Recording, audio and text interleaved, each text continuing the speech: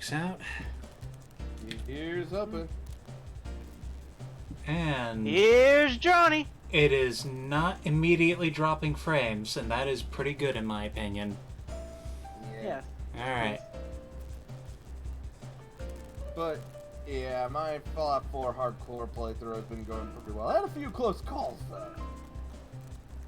Moments where, you ever get that feeling, like, when you feel like your butt will tighten out of fear and shock or something? It's called clench, and that's why when you pull something out of the jaws of defeat, that's why it's called a clench moment. Yeah, okay. Yeah, that makes sense. That actually does. Yeah, I think one of the biggest ones, like early on, I got ambushed by some gunners, and I got into a literal firefight that it was down to the wire. This was early, and I barely had ammo and a good gun. Yeah. And they were relentless too. Like it was, I'm running like to hell and back, and they were following. The second time, I was doing a quest. I went into a bar that was near Swan's Pond. You know, that giant. Yeah. Yeah. I come out, and guess who's roaming around? I didn't even go to the damn pond area. And boy did I get terrified when Preston Garvey was like, hey, I'm gonna pick a fight with that.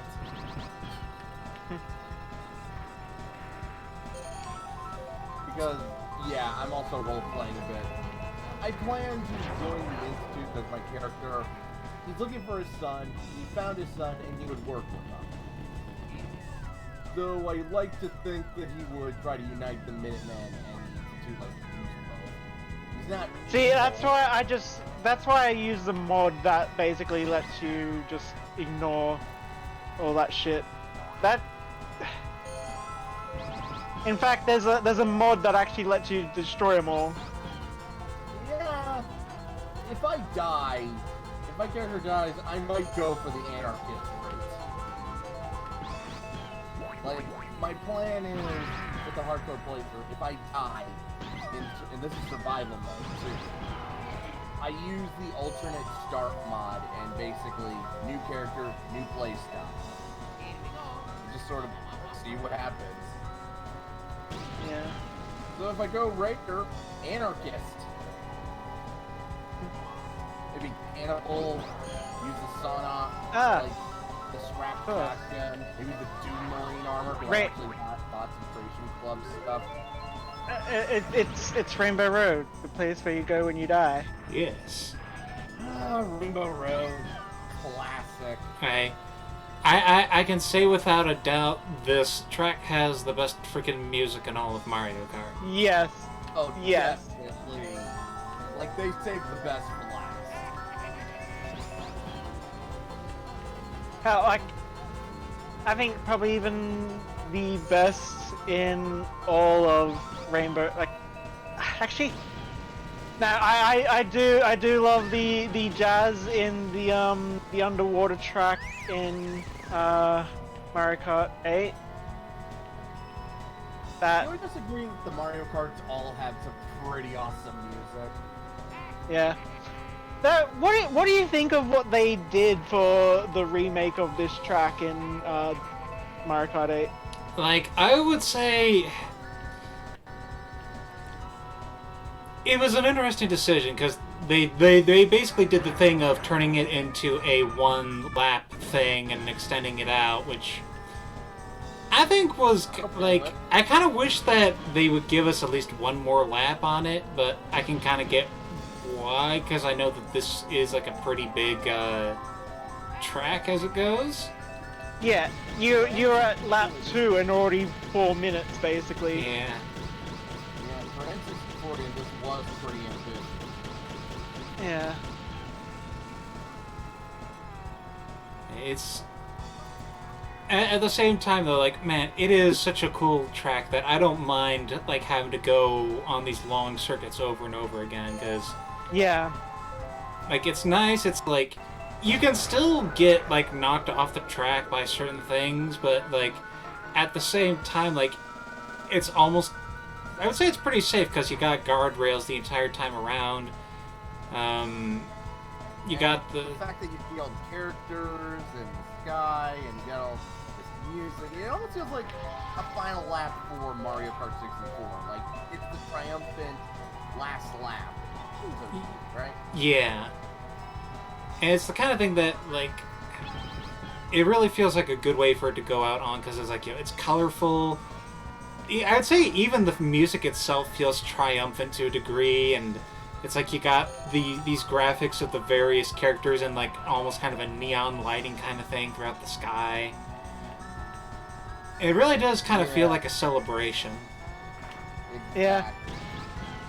The funny thing is, right, is that it kind of feels very safe for a Rainbow Road.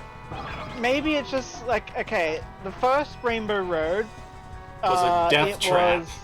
It was a death trap, and I'm pretty sure like every other Rainbow Road after has also been like, it's typically one of the hardest tracks with a lot of dangerous spots. It's meant to be the track that tests your driving skill, whereas this one is probably one of the safest tracks in all of Mario Kart history. There's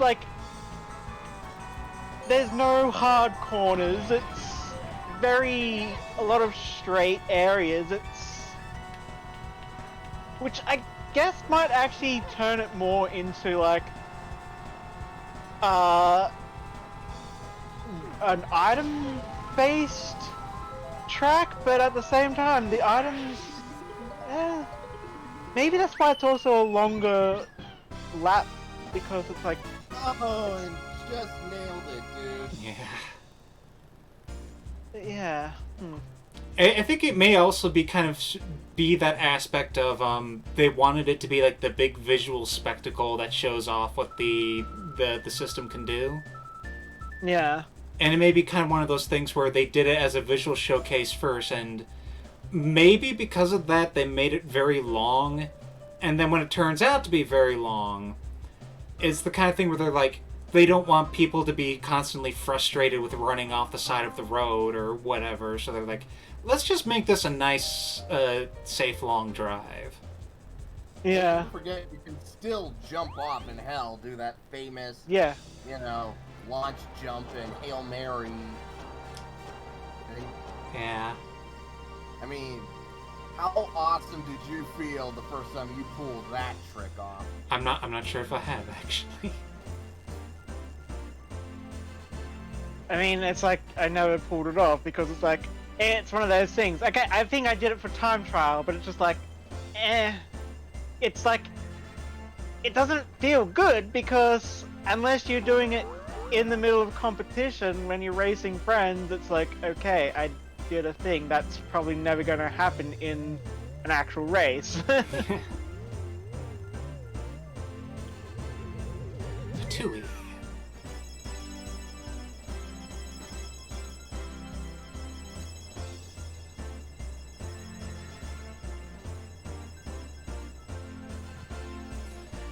Ah.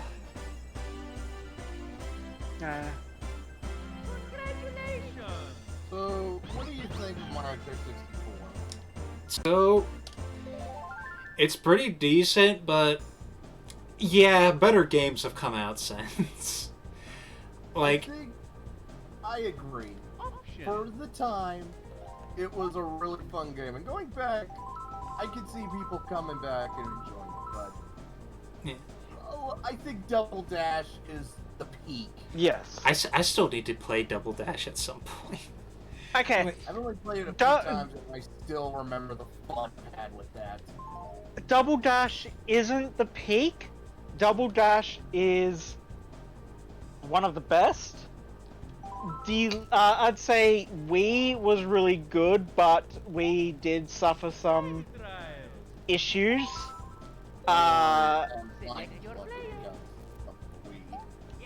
I mean, the online play was one of the best reasons, but no, the biggest problems with Wii version was the fact that they really unbalanced it. Motorbikes were by and far the best.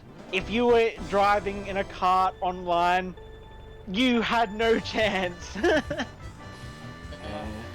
So it's not really Mario Kart Wii, it's Mario Bike Wii. Mario Cross Wii. In fact, go ahead. Yeah, I was just gonna say, like, I feel like when it comes to control, I think, you know, no surprise, Mario Kart 8 has probably got it the best, as it were. Yeah. Deluxe fixed a lot of the problems that 8 had. And one of those biggest issues that 8 did have originally was the item limit, which meant that you would get fucked by items and you had no defense. It basically punished you for being in first place. And in first place because you never got a defensive item. You get a banana and it's like, okay, yeah, cool, banana, and then oh look, they've got triple red shells. What's my single banana gonna do? I mean, you can't defend against a blue shell anyway unless you boost at the right time. Well, there's also the horn thing now. Yeah, the horn, yeah. Whereas, so at least in 8 Deluxe, they added the fact that you could hold 2 items, which added a huge layer of tactical use. Yeah, that's something I remember finding weird in the original 8 because, you know, I grew up on 64 where the double items thing was a standard. Yeah. But I think one of the biggest theories of why they removed double items in 8 originally was because it did make being in first place really powerful because it meant that it was harder to be knocked out of first place. At least I can see that for a case being a younger player playing it purely offline, whereas online in a more, I'm not even going to say competitive because, okay, yes, it's competitive in that you're playing with other players, but it's not really competitive because it's still RNG with items. But yeah, when you're playing this with other players, one item was too harsh.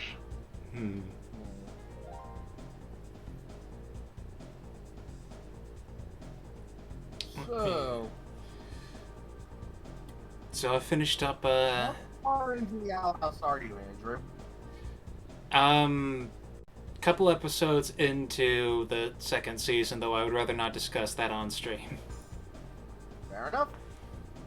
Let's see. Well, So, think you're ready to do 8 Deluxe, either of you? oh hell god. yeah. My internet can't handle this. I don't think it can handle 8, but if you want me to try, Yeah, I I'll figure give it's it a worth shot. a try.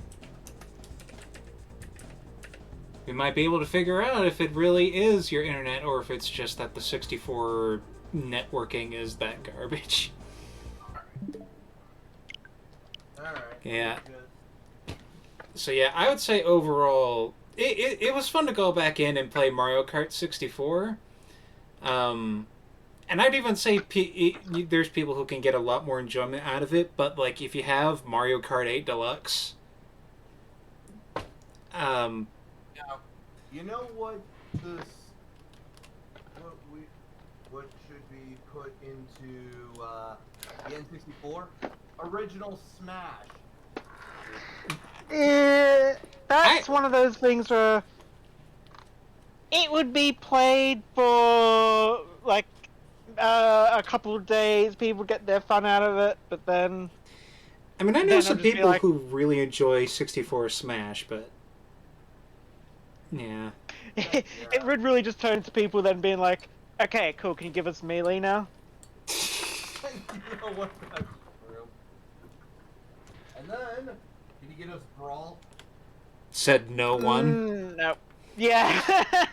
Like Brawl, Okay. like I enjoyed Brawl, but really the only reason to go back to Brawl is for Subspace Emissary. I was about Yes. to say, actually, okay, if not Brawl, could you at least give us Subspace Emissary in Ultimate. Like, we don't have to use the new characters, but can we get Substitute Cemetery with... Yeah. And don't forget, Nintendo is stupid when it comes to decisions like that. Like, oh, we want Ultimate to be the Smash Brothers game that everyone plays. Oh, what's this? You're doing a tournament with Melee? Yeah, no, cease and desist. Yeah. Mario Kart 8! Okay. It's those things that once in a while just reminds you, oh yeah, Nintendo really is the crotchety old grandpa of video games. I think it's probably. I wonder though, like if you look at like the heads of Sega and then like the heads of Nintendo, I wonder what the age difference is, because it's like Nintendo is definitely that old Japanese businessman. They don't really understand modern stuff, whereas Sega at least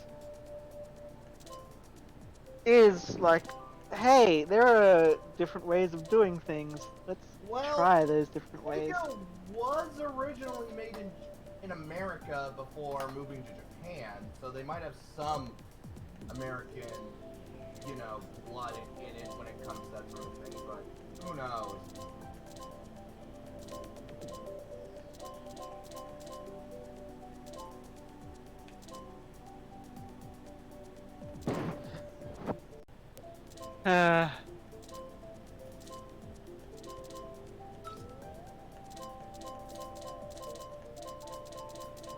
It's actually one of those things I just realized is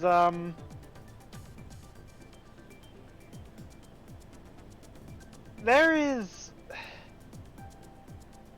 I don't think any of the other, okay, we won't include Konami because fuck Konami. Mm-hmm. Yeah, Konami can go fuck itself.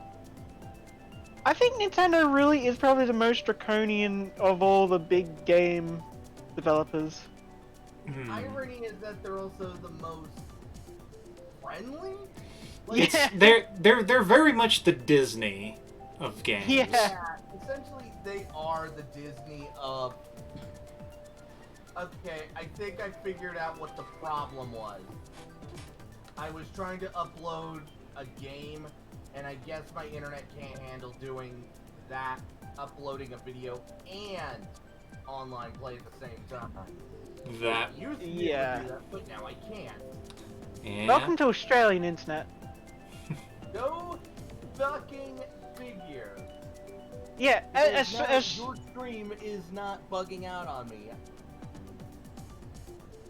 Australian IP companies, basically Telstra, doesn't seem to understand that upload is also important, so they always offer pretty shitty upload compared to download. Like, yeah, people only want to use it to download. Upload also helps with speed, Yeah. Well, it looks like I will be able to play with you and get my ass kicked by Yargle. I have not played this in a long time. Okay, so what is it? Is it multiplayer or online? Online. Multiplayer, There will be a one, friends option. Yeah. Took me a moment to find the actual cart. Yeah, I decided to go ahead and get one of those cases for carrying Yeah. the cards. That was actually the problem. I had it in one of those carry cases, and I thought I had it in the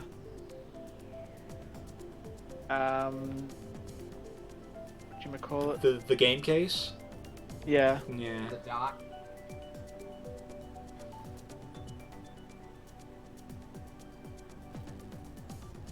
Well, looks like we're all in. The gang's all here.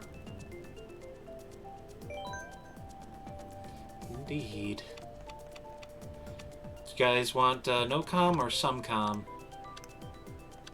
What's the difference? Computer. Computer, Oh. yeah. Yeah, I don't mind having some extra computer players. You want easy, normal, or hard? Normal sounds fine. What do you think, Arkle? I mean, if I don't think it really matters because Easy then. yeah. I mean, I would say at least probably normal hard, but yeah. Normal seems to be the acceptable range. I mean, even on hard, they're not hard. Yeah, but it's been a while since we've done this. And I mean, it's right, yeah. And yeah, Like, what we've played this a lot, yeah, but you want? when was the 50cc. last time we've done this as a trio? You want 50cc, 100cc, 150, or mirror race, or 200? Whatever floats your boat. I remember 200cc was I had not gotten used to that at all. That was Yeah. when I first did a 200cc race, I was just like, What? what the hell is? I'd say 150cc is probably the best. Alright. Everything else seems like decent options. Start race. Foxo. Well, we have items, so we can't do Fox only. Yeah. Want to do random? Sure. You know what? Random it is. Yeah, just Yeah, see remember what this. happens. Remember the way this works is we each pick and then it will. Oh, choose from- right. Yeah. Yeah. And maybe we can pick next time.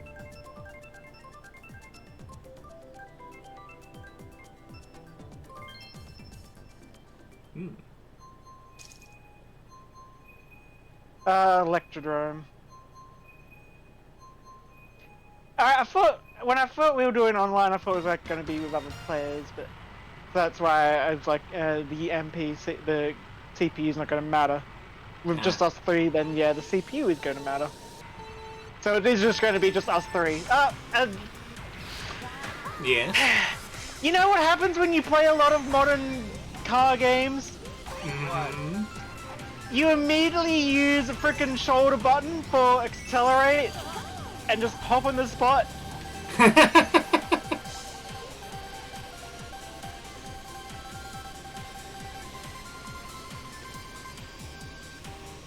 I still think one of the biggest pet peeves I have with Mario Kart 8 is the coins. That always did kind of seem like a weird thing to me, too. Like, I get it, but it's like... I much prefer the idea of just straight up the vehicles having their speed and whatever stats.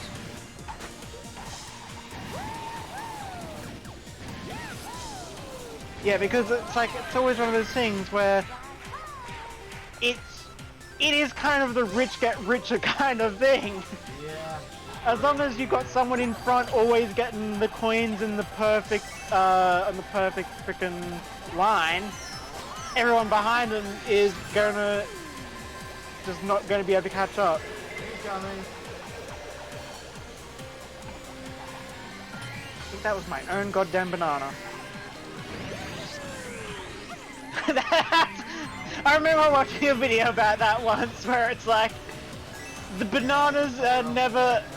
Yeah, you always, because you have your racing line, so you always end up running into your own goddamn banana. Mm-hmm.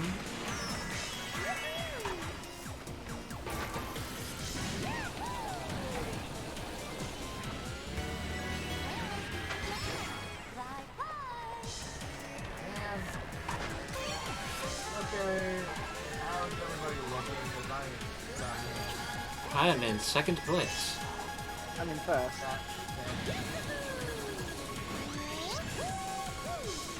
I keep thinking that the beat of the road is going to turn into Darude's Sandstorm.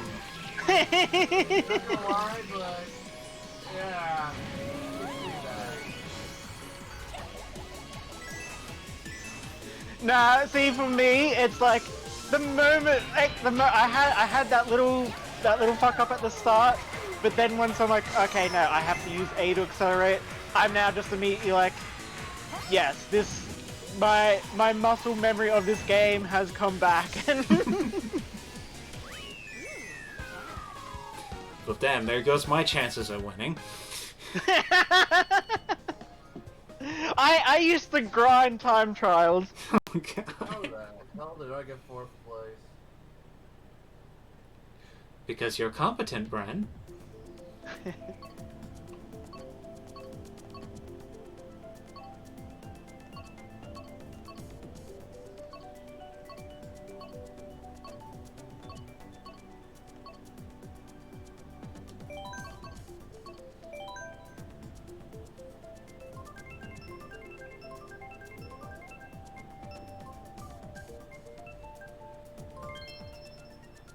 Ooh. We going under Yeah, water. there was this one because I was talking about just how great the music is. Bump the volume on that a little bit.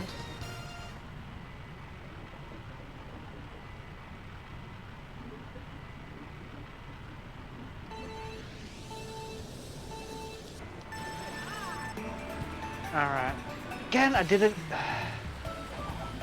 You held down the shutter button. Yeah.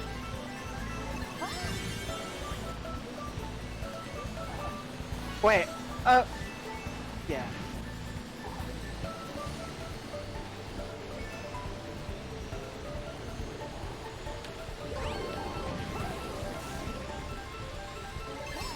And I gotta say, as much as it's just kind of a little thing, I love the little jump boost mechanic. Yeah. That was something I kind of missed while playing the N64 thing is, why can't I do a little thing every time I do a bump?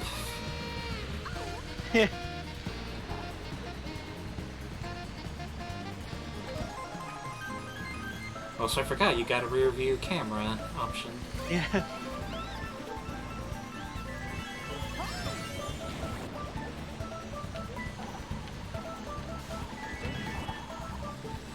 Oh, I fucked that up.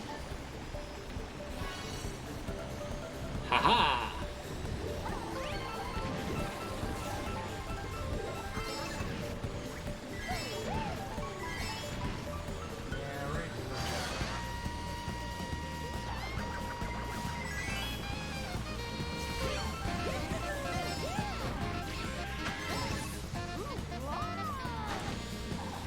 Yeah, it's all about you gotta be what was it? Like always be drifting. Mm-hmm. You know, that in fact, that was another thing that I realized was quite a difference in terms of, like, the control. It's like, I remember when I originally played Mario Kart 64, I almost never drifted. And when I tried doing it during these streams, it felt so weird and extreme, the amount of, like, what control you get in the process.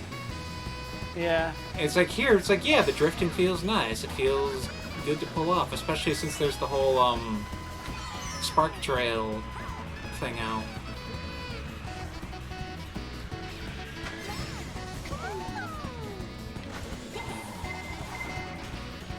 Ah. Haha! I can't see. Yeah.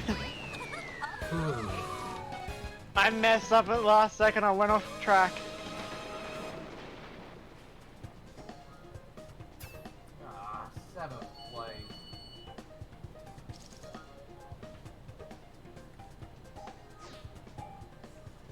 Oof. Yeah, I'm not even a threat to you guys. It's just a nuisance. And we enjoy having you around.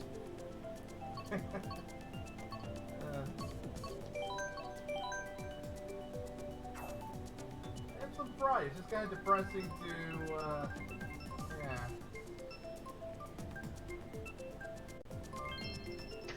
Why has it been me again? Because the game loves you.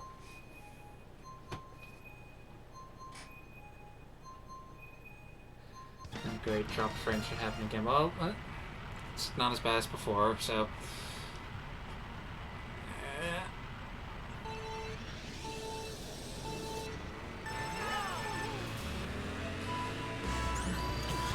And they... Yeah. I gotta say, it's an interesting thing sometimes seeing what they do to snazz up the track. The amount of, like, metallic brassness, like, look to this is kind of interesting. I forgot this is one of those tracks that I wasn't very good at because... Yeah, man. The drift angles on this were a little bit deceptive at times.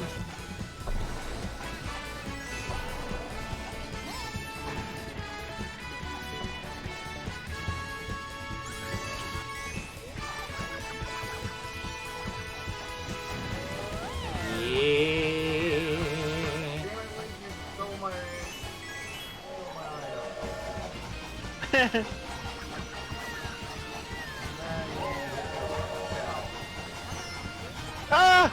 God damn it! I was hoping, I was tapping the item button like, hurry up, give me something so I can at least... Get me something to cover my ass. I got a banana just after I got hit. Oh, that is unfortunate. Oh my god, yeah, I'm not doing good on this map. Ow, that hit me while I was in the air.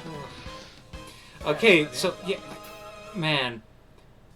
Like, oh, you got ahead of our Bren. Nice. I got hit by that blue shell. Yeah. So, yeah, to revisit something that was mentioned earlier, it feels really short only doing one lap on that. Yeah. Yeah.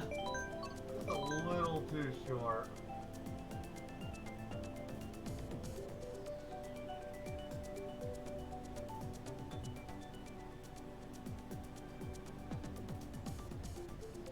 I forgot, we basically got 3 rainbow roads. Right? Wasn't there another one? Okay, no. I forget. Well, we got N64s. Yeah, okay. Oh, I was looking at Ribbon Road.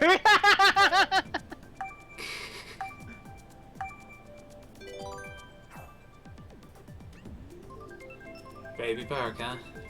The polar opposite of the Rainbow Road.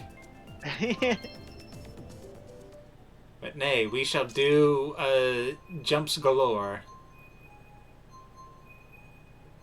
Isn't this like every it's always different where the jumps are or something? Yeah, like the course format's randomized.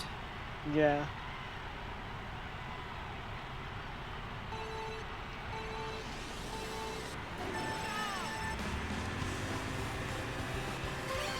I'm not sure if it's because I'm messing the starting boost up or if that is just how weak the starting boost is in this. I can't remember.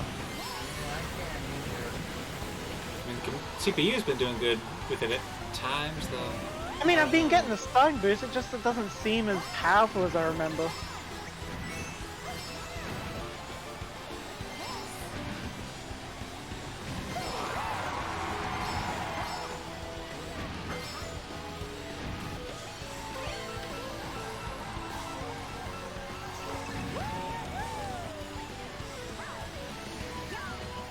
Wait, god damn it. Fucking red! Okay, who dropped the bomb off? That was me. I can't remember how to look backwards. X. Top face button. Alright. Yeah.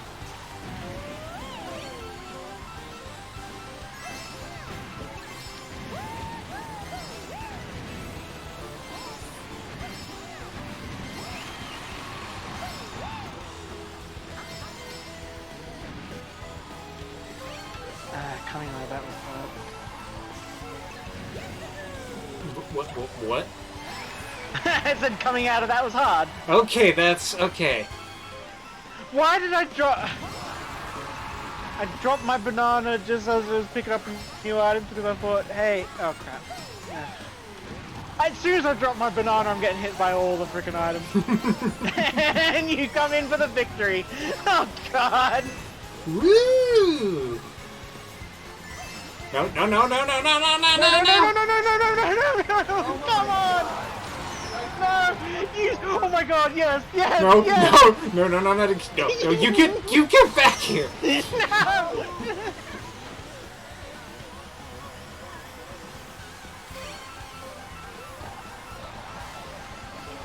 No, no, but just... No, no! What a snipe!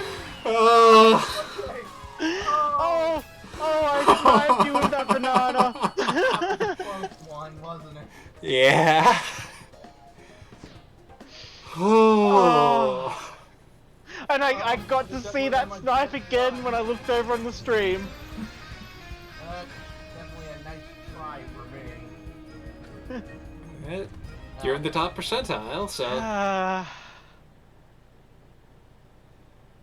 don't Unfortunately, Nice unfortunately, because of that third round where I dropped so far behind, I did not have the points. Otherwise, we would have probably been even. So you guys want to continue on with those rules, or? Battle. Yeah, we can do battle. I'm more of a battle mode kind of guy. Racing is fun, but battle is more fun for me. So I think I gotta drop the thing to change the rules. I don't know. Well, I did anyway, so. Yep. Creating a new room.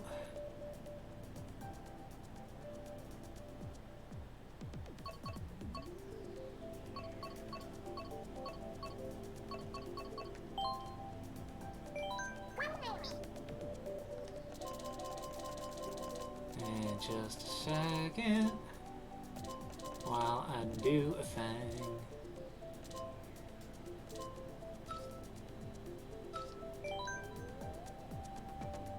Alright. So okay. Oh right, it's at the end of each thing. It's it makes a thing. Okay. So I can't remember when the Pokemon's coming out. 19th, I believe. Yep, this Friday for me.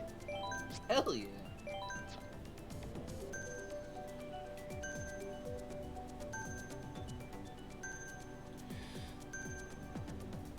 Which won't be quite in time for my next stream, but should give me Why don't you just take a break for this Thursday in that case? And this Thursday I plan to do something anyway, just because I want to keep up the momentum. Fair enough. Not sure what I'll do, but thinking I might play Gradius 3 for a bit, because I've been having fun with that. And that's can be enjoyed in a short period.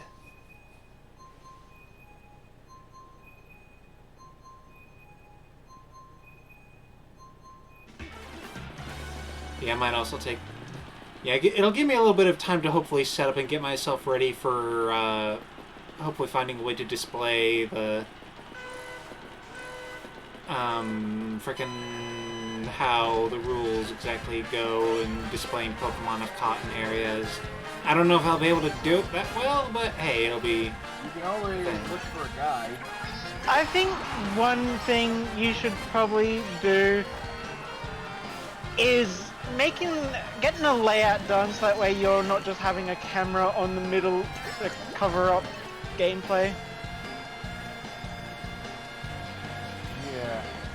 You have Like, even if it means basically, you know, you have to put the actual gameplay in a smaller box. It's one of those things that it makes your presentation look a little bit more professional, I guess you could say. Yeah. well, a lot neater. Yeah, It looks a lot better for Vive. and it might be a thing to doing because it's like, you know, I can even have multiple things set up, so it's like, if I want to say change the emphasis so that, a cutscene comes up and I want to focus on that, I can always just change to a different scene where the gameplay screen is bigger, and then I can swap back to something where everything else is more visible.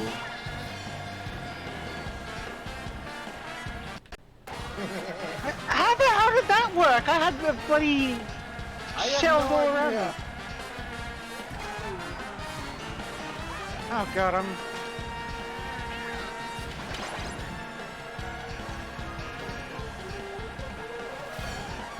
Oh god. Right, there's a mini-map down the bottom I just realized. Oh my god, you're right. Navigation? What's that? Oh, so just noticed that, yeah, they're also in here doing the branding thing with the various things. The bullet bill, speed trial, Lemmy's tire service.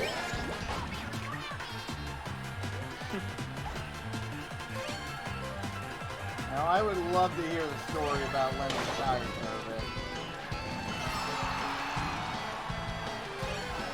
There is a story behind these ads.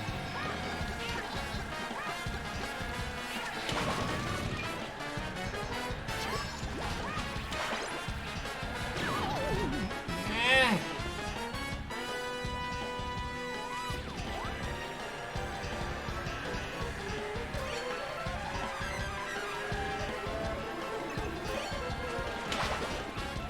Oh yeah, I forgot if you like... Yes. If you like use a star on someone and run into them, you actually steal one of their balloons. Ooh. Actually, I think it's like you steal a balloon if you just like... I think you can steal it if you hit them and then drive into it or something like that, but it's got like a small time frame or something. Mm. Yeah. I am absolutely no good when it comes to the battles. And now I finally feel like a badass. Well, look Thank at you for Mr. humoring Krabby. me. I do appreciate that. I went against the grain without intending to. Yeah, look at Bren with his 11... I mean, frick, he's got double-digit points compared to the rest of us.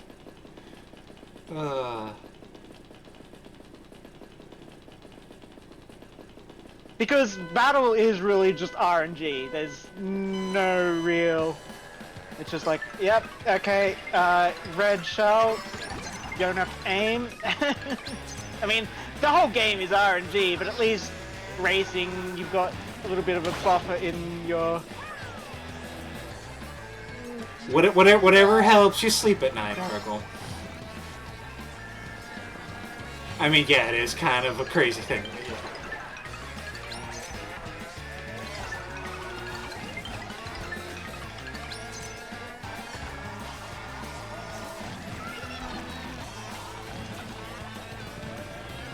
Well, I guess you're right.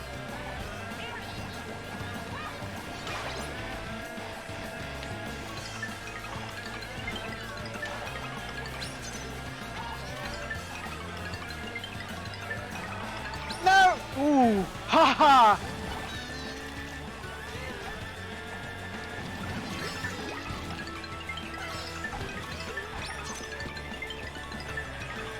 It's still crazy to think about how we're going to be getting Splatoon 3 one of these days. Yeah. Well, you have fun with it. I mean, I've had fun with Well, you know, previous two, so I'm counting on it. You're not a Splatoon fan? Well, I rarely go into shooters. I mean, it helps that Splatoon is not quite designed like other shooters. Oh, obviously, but... And I mean, and you say this when you're playing a hardcore run through of... Halo, I have a soft spot for, and Fallout is also RPG. Yeah, well, that's what I'm, like, what I was gonna, okay.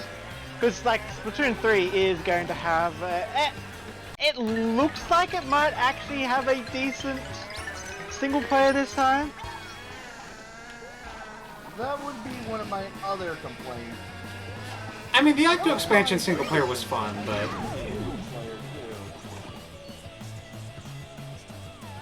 No, don't betray me!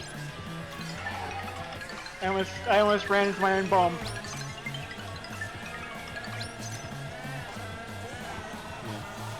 like, it's one of those things where I think I heard someone put it best about Splatoon, where it's helpful as a shooter. It's good if you're someone who's no good at shooters, because even if you miss, you're still contributing to your team. Yeah, that is true. It's all about that paint, baby. Ink. So at least until you get into ranked mode where it's like, nope, it's not about the paint. But yeah. Ooh. Oh wait. I did not realize I came out on top there. Yeah. It appears so.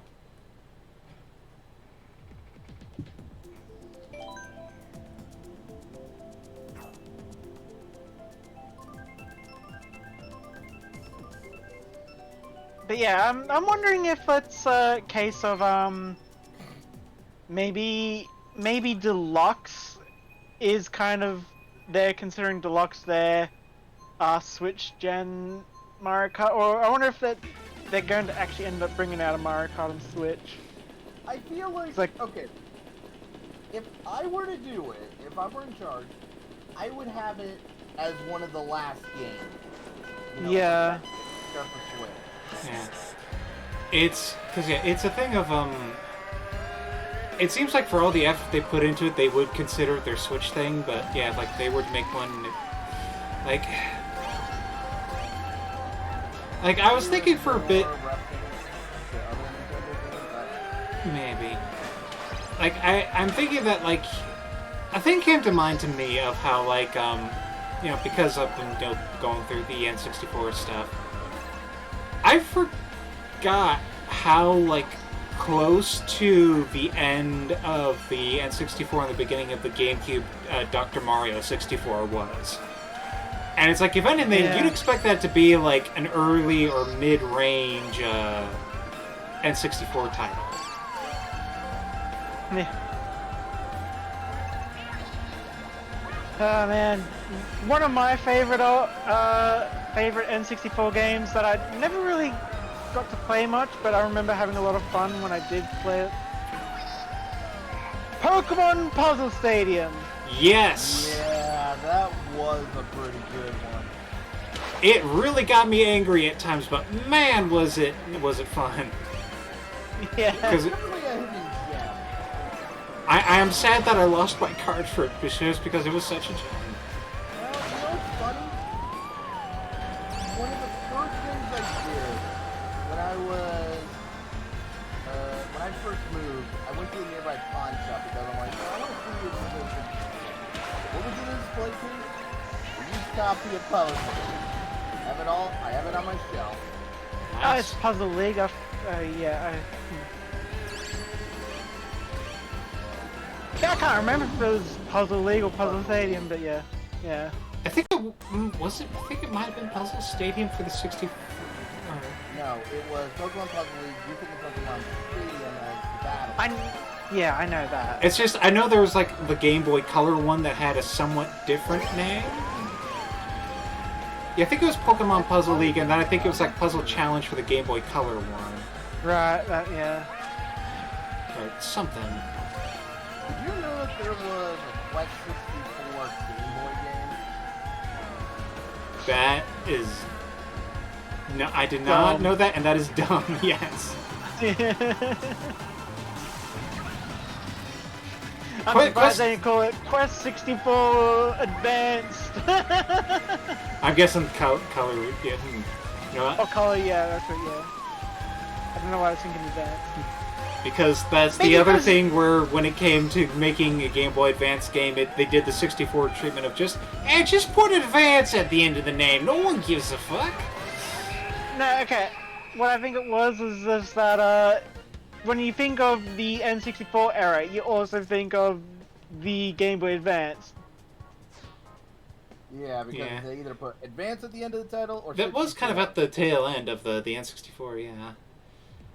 And I would say, like, God, and just with Quest 64 is so unremarkable, it's like, the only reason it exists is to be one of, like, 3 RPGs on the N64. Yeah.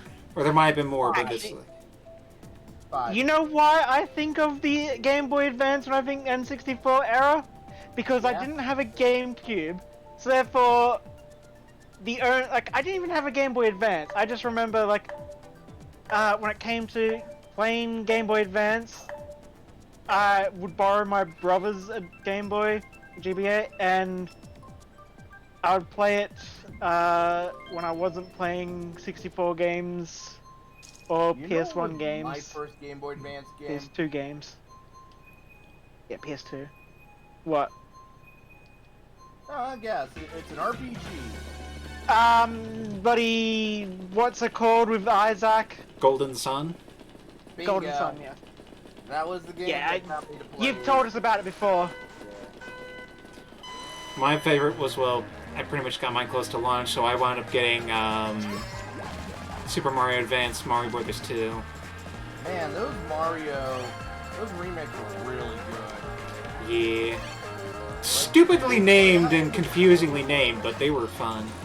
Yeah, like not only were they a good remake in terms of, portability, but they had enough, added features for quality of life and stuff that made it so much fun.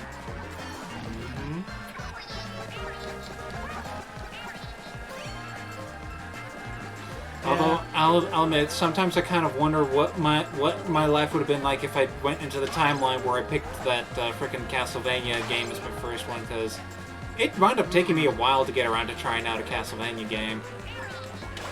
Good question. Man, it's like me with I never got a Game Boy Advance because I didn't exactly have the luxury of getting consoles every now and then. I was lucky to get a PS1 and a PS2. And I think when I was given the choice, it was my birthday coming up, and I think it was my stepdad. Yeah, he was like, I can get you one of the... Actually, no, it's Christmas. He's like, I can get you a new console for Christmas, but you only be getting one for, the next few years kind of thing. Ah. And I remember, I even asked my actual dad at the same time, because, he was a computer guy. So I'm like, oh, he would know about, the upcoming consoles. So I'm like, hey, Dad, what do you think is the best out of the Xbox, the PS2, and the GameCube? And I think he basically gave me the answer as in, technically the best in terms of, actually no, because the GameCube was really good in terms of technical as well. I think he just said it in terms of, oh, you could also watch DVDs on the PS2. I'd say the PS2 was the best because it not only had a good library, but the fact that it also was a DVD player at a time when Yeah, DVD but players were pretty expensive. I mean that is why it won. Yeah, and it's, there's also, good second-party, third-party support. Yeah. Because it's a thing of, the Xbox and GameCube were generally the powerhouses when it came to just, raw technical specs. And it's the Xbox 2 could play DVDs, but you needed that dumb remote to do it. Yeah. But it is a thing that's, right. as much as I love the fact that I was a GameCube kid first and foremost, and I have no regrets putting my camp in that party, the PS2 is probably the most likely that you could play DVDs. It had tons of good games to go with it. You could also play CDs and all that. It's it is, when it comes to the broader appeal and getting the most things for your buck, that was probably the best option you could get. Yeah. Anyway, I'm tapping out. Alright. Fair enough. That was a lot of fun, though. It's actually funny because I think my lack of having a Game Boy Advance is kind of why I had that era or that phase of thinking I had grown out of Pokemon. That would make sense. Which, I'll admit, at the same time, I find very, amusing, because that was... Game Boy Advance was the time of your favorite Pokemon. Yeah, I know. It's like, that feels like one of those things where it's like... It feels like you skipped your sexual awakening, and like...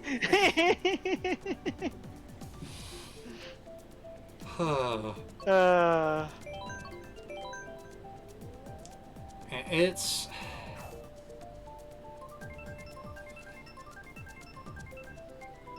And I do feel it's a shame, because, like, the Game Boy Advance had lots of cool stuff. I know some people don't like some of, like, you know, the way it handled sampling and all that, but, like... It definitely had a good lineup of handheld RPGs. Mm-hmm. Yeah, it is actually a funny story. I was thinking about it the other day. Like, so basically after Pokemon Gold, which is what I had, I think I ended up with both a copy of Gold and Silver, because I think I ended up with like my brother's copy, my stepbrother's copy. Mm-hmm. Or I think maybe a friend just gave me a copy. I can't quite remember where I ended up, but yeah. So I thought, yeah, after Gold and Silver, I had not really heard anything about Pokemon. Like, I stopped watching the anime shortly into Hoenn, I think. Or actually, I don't think I really started watching Hoenn, because, like, there's the morning cartoon block, they stopped showing Pokemon to start showing other stuff like Yu-Gi-Oh! And whatnot, and they didn't fit Pokemon into that time slot, so I just kind of thought, okay, yeah, there is no more Pokemon. And then I remember hearing about Crystal, but then I heard, oh, okay, Crystal's just the yellow version. Okay. Yeah. And then it wasn't until like a few years later, went to visit a friend after high school. I think it was high school. And I saw that he had his Game Boy Advance, and I had a look at it. And there was Pokemon Ruby. And I said, oh, I didn't know they were still making Pokemon. And he said, oh, that's my sister's. Now, at the time, I thought that was like him sort of trying to defend, oh, you know, Pokemon is a childish thing. That's not mine, that's my sister's. Then I realized, oh wait, no, he probably had Sapphire. Mm-hmm. Sapphire, or it was, oh, that's sister's copy. Yeah. So, it was at that point that I'm like, okay, I've discovered that there is a new Pokemon, but, oh, the way my friends reacted to that. Yeah, no, Pokemon's for kids. You know, let's be honest, every kid, they're like, I'm done with Pokemon. Some still kept going, but like me, where I'm in ears to the ground, I never really got out of it, but it just sort of, with a lot of my stuff, I wane and obsess over things at times, if you've noticed. Yeah. Well, as you probably noticed, but yeah. And I think, honestly, the way you describe it, I think kind of matches with what I recall how it seemed like Pokemon was being perceived at the time. Because when it comes to how it seemed the Pokemon craze was going was, you know, of course you had that initial burst with Gen 1, and it was the big fad and everything.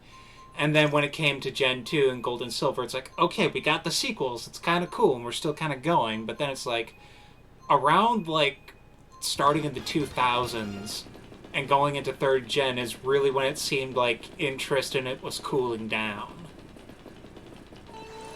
Yeah, it was no longer cool to like. Yeah. And I think it just kind of wound up being a thing of, like, I don't think the games or the fad or the franchise, however you want to put it, it hasn't really ever gone back up to what it was back in the day. But I think it has kind of improved. Yeah. Yeah, I mean, oh yeah, Go definitely made things popular again, but it's like I think it hasn't quite been the same as it was since those times. Like it's gotten better again, but like it hasn't. There hasn't quite been Pokemania since those times. Yeah.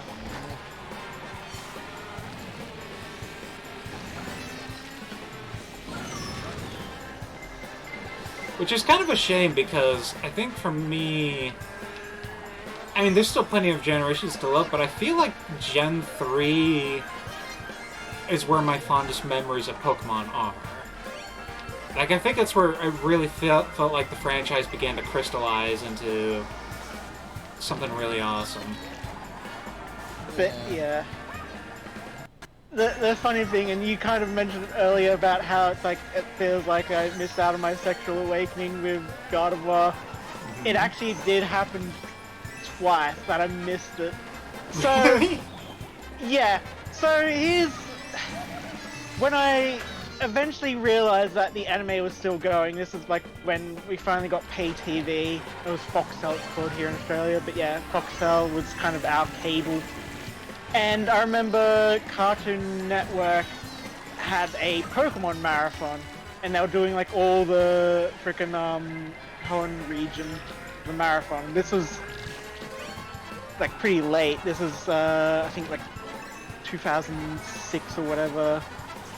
But I remember I was like, okay, yeah, I'm going to, you know, watch this. And I remember it, like I was sort of half watching it and on the internet at the same time. So like, you know, I was on the computer, I'd watch, you know, turn my head over to watch the main TV. And it came to the episode with Rolls. Ooh. And basically I was like, okay, cool, there's this Pokemon that is talking to this annoying brat. Okay, yeah, kind of. Max was so annoying that I didn't really pay much attention to that episode. And it was getting close to the end. And I'm like, okay, yeah, I know what's going to happen. They're going to find the Pokemon's mother and whatever. I'm going to go make a sandwich. Right. Oh my So god! I was making a sandwich when they had the reveal of God of War. My god, man!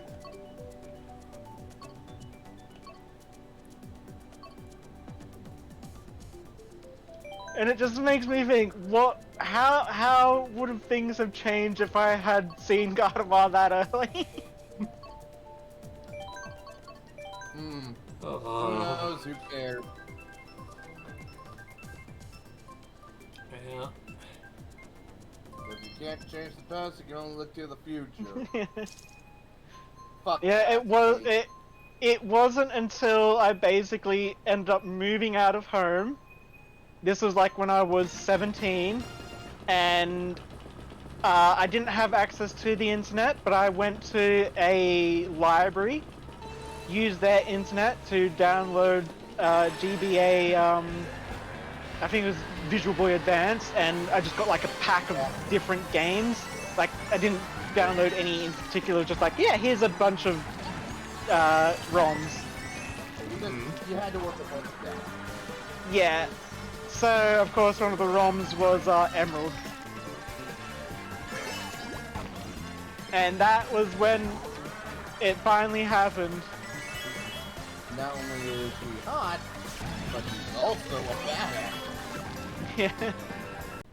Or because I was just like, I saw Wallace and I'm like, okay, that Pokemon is cute. I kind of remember that one from the anime. Sure, let's see where this one goes. And I spent like an hour trying to capture a Rolls. Oh. We all did when we saw him catch that lucky bastard catch That is a lot of effort. At the same time, I yeah. think we've all done. I think I tried, but I don't think I ever got around. But if I think maybe I did, but it's been a while. But yeah, it's. Go ahead. Nothing. I had like half a thought. I was gonna say, yeah, I didn't quite realize that the Visual Boy emulator that I got. Oh, I guess the emulate is called Visual Boy. I didn't realize that it also had a bunch of Game Genie or whatever it's called packed in, so I could have just easily turned on catch rate. I mean, encounter rate, but yeah. Yeah.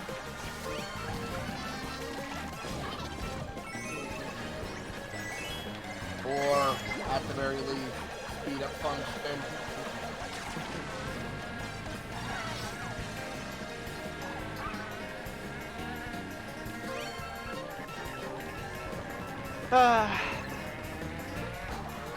You know, I think this is good proof of why you shouldn't drive and like talk and be distracted and whatnot.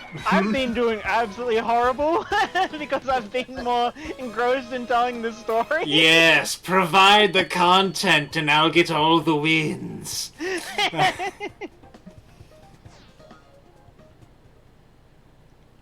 So, any of you actually catch up with Hell of a Boss? I'm Not still gonna yet. watch the latest episode. That's fair. I from what I like, as I said, I saw the comments and I'm like, okay, this is gonna be a heavy episode. So Well, yeah, it is part one of the finale, and well, season finale. There's probably gonna be a season 2 because look how popular it is. and we still have yet to get the next episode of Has-Been Hotel. But if I recall, she that was actually picked up by a Yes, it is, and studio. apparently there's big news about Has-Been Hotel after the season finale of Hell of a Boss. Most people are like thinking he's probably going to announce the release date or something. I wonder if that means it's actually going to be. Yeah, maybe it's going to actually like.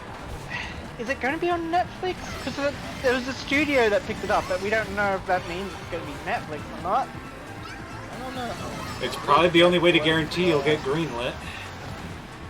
Yeah. Well, it is Netflix that the FTW wouldn't like that show. That show would like. I mean, they already hate Angel's God. How about we just go to a different topic? Yeah.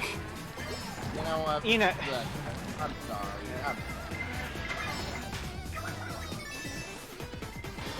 Although But yeah, I'm not gonna frickin'- lie, I've got a lot of the Hell of a Boss songs stuck in my head.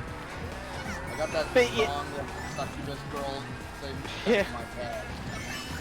But yeah, it's gonna it's gonna be like, so if it is sort of released on Netflix, just having like, if it gets released all as one season, that's just gonna be okay, binge watch worthy. Otherwise, I'm just wondering like, how is okay the fact that she's got a studio helping her. That means yes, she's not the only one solely animating stuff, but still.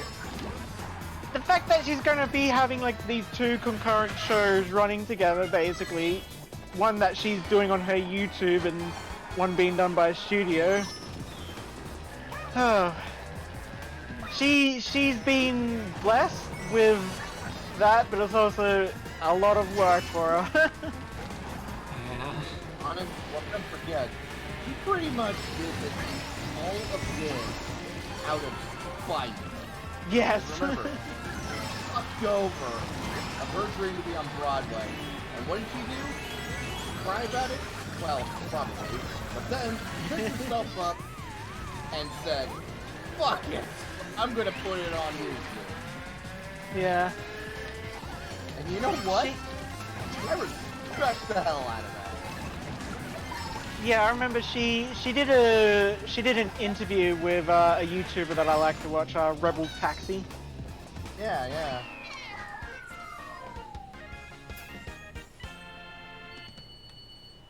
I think that was about like a couple days after Has Been Hotel's pilot, and goddamn, like, it got millions of views if I recall. Like Yeah, on day one, it was like Let's massive. be honest. Has Been Hotel was like nothing on YouTube. Like, Yeah. and don't forget, this was also at a time when YouTube was starting to roll out a lot of draconian like changes. Like, this was right at the time their, you know, oh, you gotta kidify everything and whatnot. And then you got this like almost professional pilot to this series that's actually, it's lewd and crude and yet also very deep. Great music, it's got good animation, like it nailed everything. Okay, maybe it was a little rough around the edges plot wise and Yeah. you know, but well, let's be honest, for what came out, goddamn, it was awesome.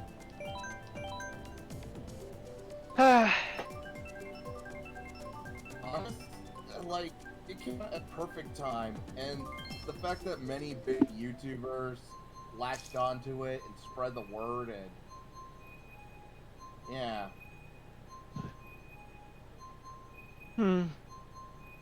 Boy, am I glad that her dream is becoming a reality. Because she fucking deserves it. Yep.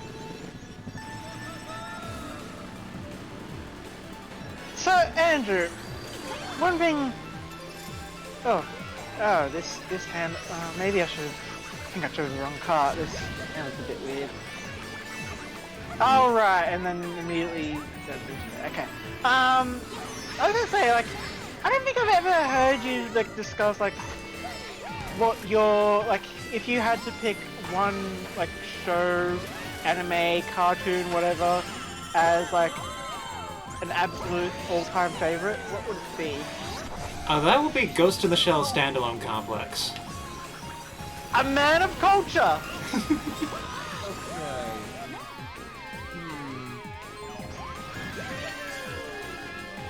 Because it's like, Honestly, it comes fun. But if I had to say, out of any show that I've always come back to, and I really, really love, well, maybe it's a little cheap, but I'm gonna have to go Hello Boss. It does everything right. Fair enough, but that could also be recency bias. It's true, I suppose, for if you want to go with something else. Well,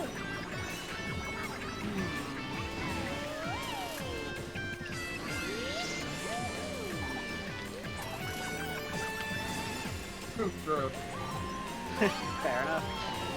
So, yeah, what? That good product of the 90s, hilarious, and really still holds up. Fair enough. Before I go into mine, I want to hear your thoughts on standalone. yeah, so I would say for one it works pretty well because, I mean, they almost did it straight up with the naming of it. Like, one is that it did a good job of holding a balance between having those standalone episodic, episodes in this, but still having a good overarching storyline. It's also, I think, just kind of really good, cool science fiction. Because you got all the aspects of how society changes and how people change in response to the technology around them. You've got things like, just what happens when, it's basically, you get the spread of a meme and when people run with an idea and how that can kind of change society. And I guess this kind of ties into the whole, how people act. The idea of, like, the different degrees of cyberization, where it's like, you got some people who, like, they basically get the bare minimum to get by. You've got some people who refuse outright and who are kind of on the fringe. You've got some people who have a bit more of a mix. Or you have people like the Major, who is, full-body prosthetic cyborg, where the only thing left is a brain in a case. Yeah. And it's one of those things where not only did it feel entertaining, but it also felt like it was a decent thing to talk about what kind of issues technology can do. And I think what's interesting about it is it does so in a way that is not judgmental. I feel like a lot of cyberpunk style like media falls into the trap of technology bad, it's going to be the end of us all. When the truth is probably a bit more nuanced in terms of being something like technology has a lot of side effects and things that it will do to us, some of which is bad, plenty of which is beneficial, which is why we pursue it in the first place. I've always preferred the moral technology necessarily is evil. It's technology about wisdom and utilize it with wisdom. Yeah. For that moral. Because I feel like this is the thing when it comes to so many things, it's not that using something automatically makes you bad, it's how you use it that makes you bad. Yeah. Yeah, I remember it was kind of a bit formative for me because like before I watched it, this was in the era of like I was like, okay, yeah, anime is stuff like you know, Dragon Ball Z, Pokemon. You don't really expect, like I didn't really expect there to be these intriguing plots and I guess philosophies. Yeah, I'll just go philosophies. And then friend recommended. Actually, no, I wasn't even a friend. I just came across it one night. The opening alone was enough to be like, oh, this is cool. This cool, bloody techno music or whatever you want to call it. I guess synth. And it's gonna be like about this badass cyborg lady. Hell yeah, there's gonna be a lot of cool action.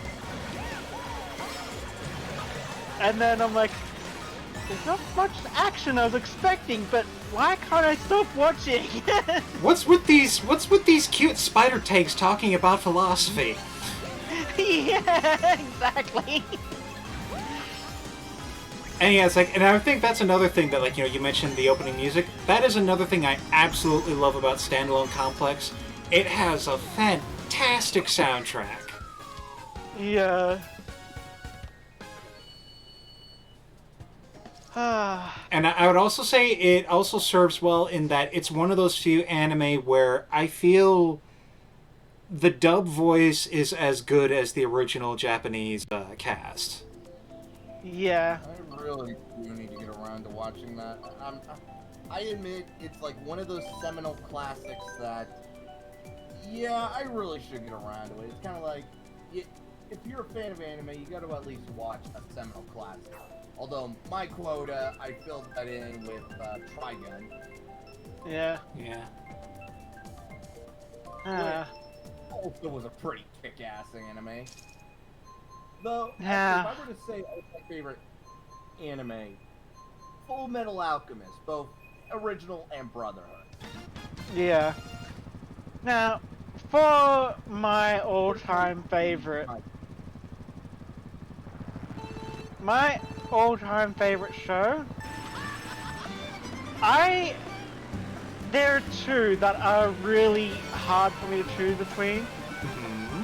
One of them is Gintama, because that show, it is a comedy, but it also knows how to deliver in, like, drama where it needs to deliver drama, horror where it needs to deliver horror. It is a masterful show that knows how to change the tone while also still staying a comedy, which is a masterful thing. But I think what ends up beating it is Hunter x Hunter. Yes, the other thing I need to eventually see itself. Yeah. I mean, it was made by the guy who made Yu Yu Hakusho, which which was one of the big three alongside Dragon Ball. The guy knows his shonen.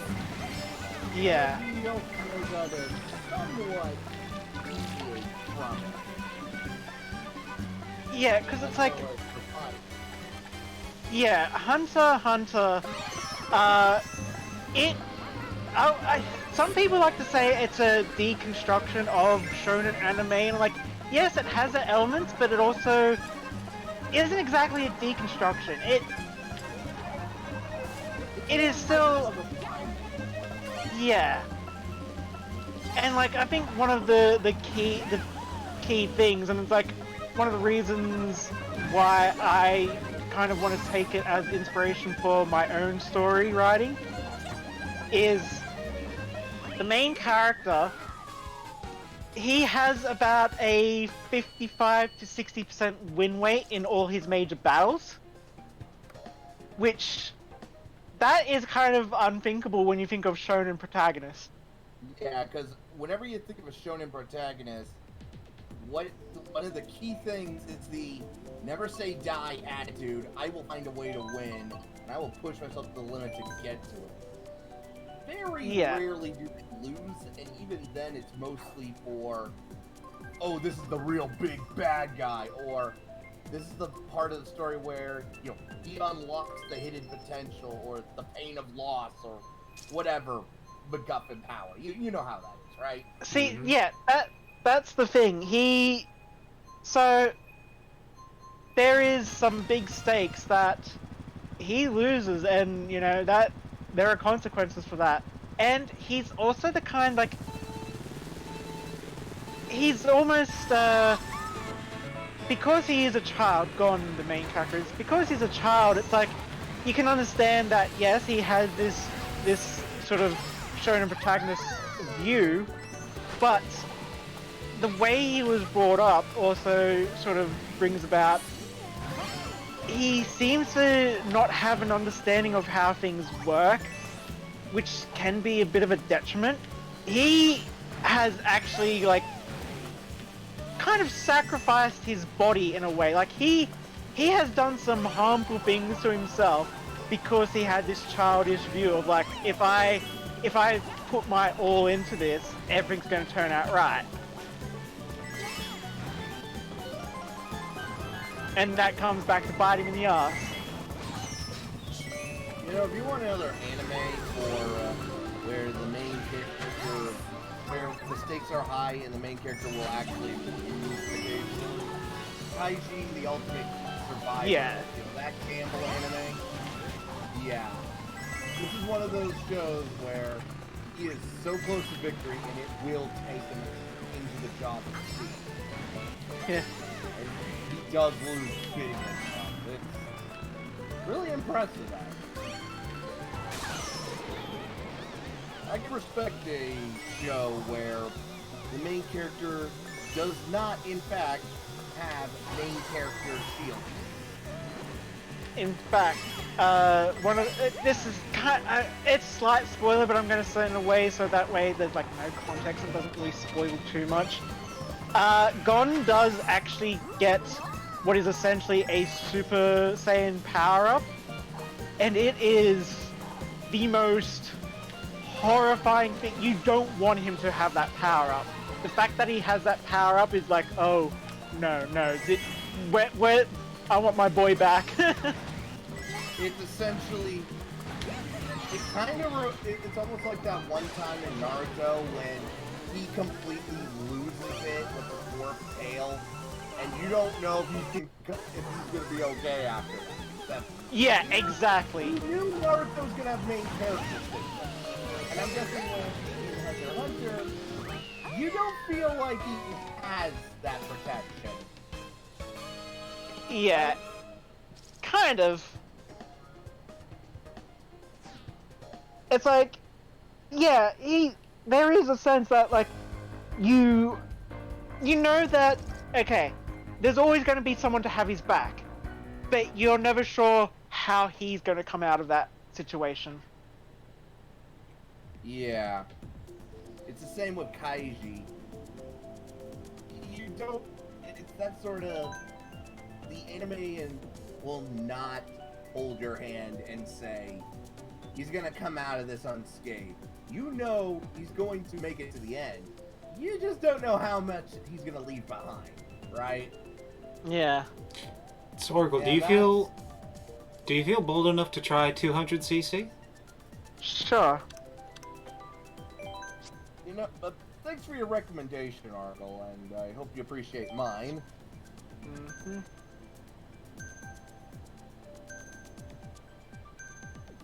Actually, if you enjoyed Squid Game, you actually might enjoy Kaiji. It's got Yeah, that sort of I think thing. Mother's Basement was also talking about it recently.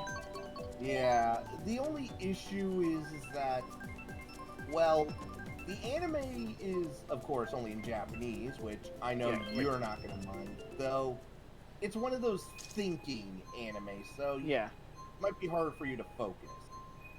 Second, the animation Yeah. is both good and bad. Like, it's good with, like, its setup, its, like, pacing, and the way they, like, frame everything, like, really good. But the characters are really ugly. But that's, like, intentional. So, you might turn it off. Yeah. So, like, one of the funny things when it comes to Hunter x Hunter, and this is not actually kind of about the show itself, and it's one of the things that made me realize that Jump Force, which was the sort of recent Jump Smash Bros. Kind of game that came out a couple years ago, the reason, like, they were doing like this trailer for like, okay, yes, you know, you can enter into a ultimate mode sort of thing where every character will have like access to their ultimate forms or whatever, like Super Saiyan and whatnot. And there's like, yeah, and they were showing off Gons, and I'm like, oh, why? No! This is not something that is intended for him just to do on a whim. Why have you given him this power? What?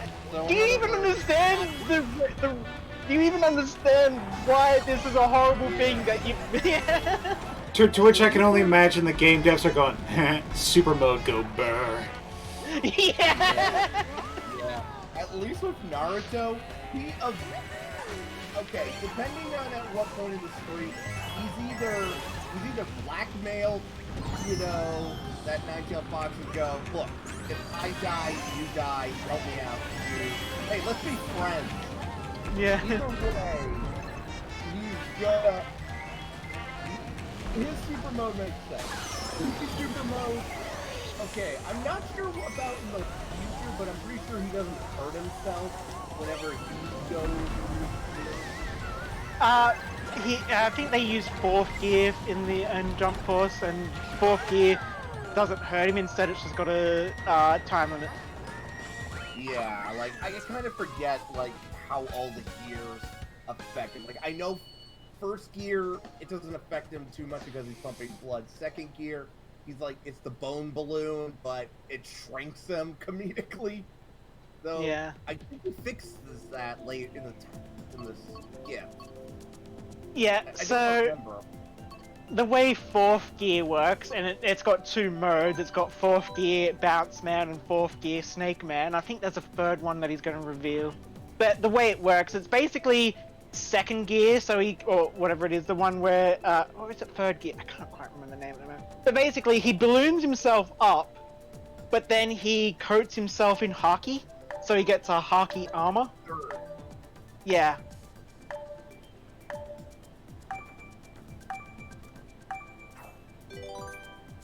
But yeah, the way after he uses it, he's way too exhausted to do anything for like 10 minutes. He can't even move his arms. That makes sense, yeah.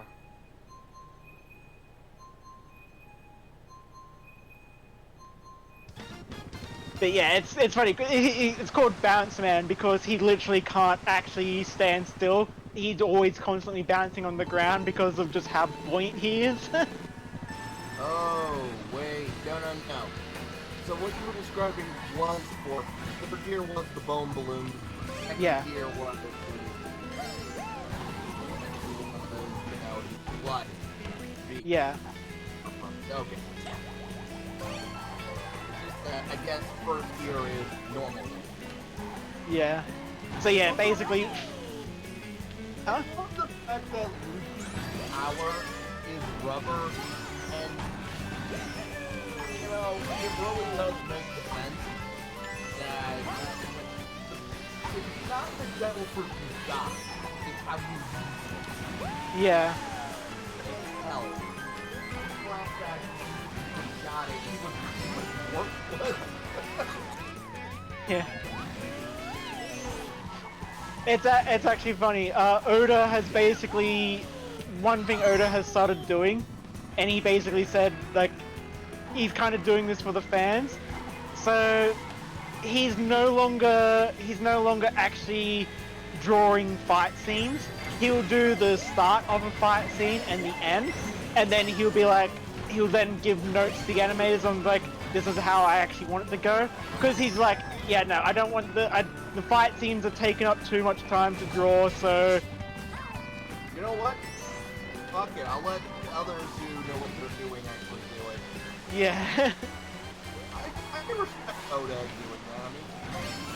I mean, Oda is kind of the eccentric uncle of the manga, isn't and it's basically said he's like fans are always worried that I'm gonna die before One Piece gets finished. Yeah, like, he's definitely one of the old guard, but unlike others who their crafts burn with purity or wealth die before the work, Oda is just he's a weird uncle, but everybody loves him. He's got not only definitely the only long-running series that people still care about and actually is still good. 200cc is crazy. Yeah. Honestly, I mean, the only reason why I'm not watching One Piece is because I need to set aside so much time. I think this week or next week is its 1000th episode. Oh my I'm god. not surprised. I am not fucking surprised. Also, One Piece is one of the few shows where I think the filler is as good as the main stuff. Yeah. Like the filler... Sometimes. Okay. The one with the girl who could talk to dragons was technically not Oda. Although, ironically, what's interesting is that it almost predicted hockey because Luffy was able to hear the spirit of the Yeah, well, I was gonna say, I know like some people like it with the Foxy arc, and the fact that it's an arc when it's filler, what the hell? the Foxy stuff is just. Technically, it was an official arc in the manga, but yeah, they did extend it with film. Yeah. You know what? I can understand why people didn't like it. Because definitely, after what happened with, you know, all that, you're not gonna fucking idea or like literally God, or a guy who's playing God. It was Also, in Whiplash in terms of like the feel, right? I'm just gonna say this for the sake of Andrew here, because you know, he might be thinking of it. That Prozd skit, talking about weird arc names. I'm pretty sure was inspired by One Piece. Because One Piece has some pretty crazy arc names. It's like, okay, now you're just putting words together. Yeah, basically. But yeah, here's what the Foxy arc is. They're on an island where everything's wrong. Yeah, no, we don't worry about explaining it, because like, let's just, okay, so we have the Dressrosa arc. It's like, okay, that sounds like it could be a name, so fine. And then you have the whole cake arc. So it's an arc about a cake? No, something yes, but no. Yeah, but actually no. The Cypher 9, actually I think that's the Ennie's lobby. Cypher 9. Yeah. The Vegapunk, oh actually I don't think it's the Vegapunk, it's Punk Island. Impel Down, Amazon Lily. Yeah. Amazon Lily sounds like it should be its own manga. Yeah. I could totally love to see a side story with the day-to-day piracy of the Amazon Lily pirate. I would be okay with that, except for whenever Empress Boa kicks a cute animal. I really hate that. Like, I mean, she's calmed down a lot since actually meeting Luffy. Yeah, Luffy definitely helped with that. Oh, so yeah, you know, I think we should change the topic simply because Andrew's just like, I have no idea context for any of this. yeah, yeah.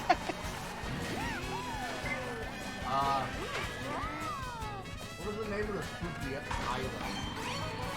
I can't remember.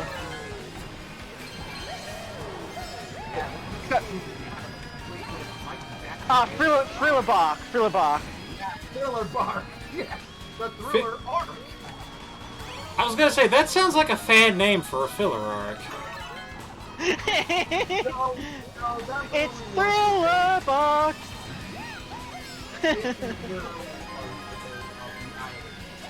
Yes, it was a ship that was all fine.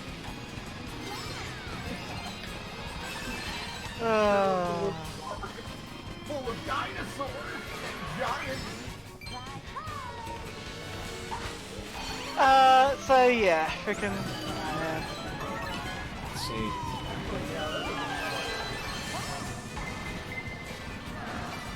I know that when it comes to anime that I am managing to keep up with, well, okay, I'm not keeping up with it, but I saw the first episode and I'm meaning to watch more that I am enjoying is Komi Can't Communicate. What is that? It is a silly little kind of comedy about That's right, your alley. Yes. yeah. It's about a girl with some form of social anxiety who meets a guy who tries to help her make a bunch of friends. Oh my god. Okay. And it's in a high school full of weirdos. I love the sound of that. That sounds hashtag relatable. And yes, I recommend giving it a look because it is fun. Like, it has some serious moments which helps to kind of, emphasize some things, but it's overall just lots of fun. I've been watching a bits and pieces of Cells at Work Season 2. Fair enough. You know, if you think the platelets were adorable, wait until you meet the good bacteria. The good bacteria. Huh. Damn. Yeah, You did pretty good. I eventually learned the trick. Is you want to, when you're drifting, you actually also want to use handbrake. So you want to actually drift like you do in real life.